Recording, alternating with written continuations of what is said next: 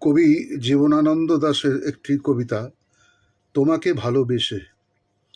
আজকে ভোরের আলোয় উজ্জ্বল এই জীবনের পদ্মপাত আর জল, তবুও এ জল কোথা থেকে এক নিমেষে এসে কোথায় চলে যায়।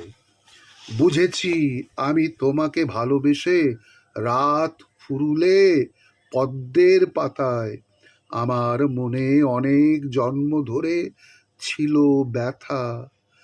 বুঝে তুমি এই জন্মে হয়েছ পদ্ম পাতা, হয়েছ তুমি রাতের শিশির, শিশির ঝরার স্বর সারাটি রাত পদ্ম পাতার পর। তবুও পদ্মপত্রে এ জল আটকে রাখা দায়।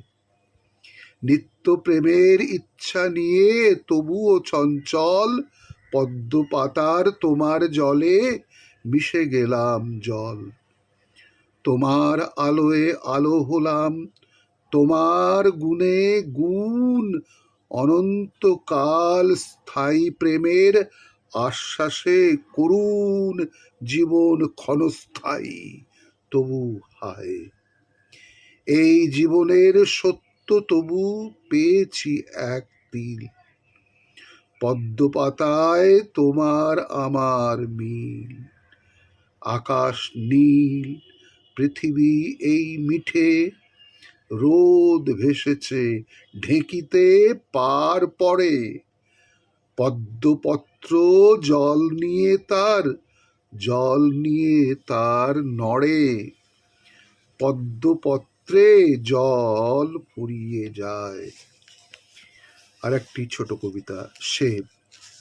আমাকে সে নিয়েছিল ডেকে, বলেছিল এ নদীর জল তোমার চোখের মতো ম্লান বেত ফল, সব ক্লান্তি রক্তের থেকে স্নিগ্ধ রাখছে পটভূমি এই নদী তুমি।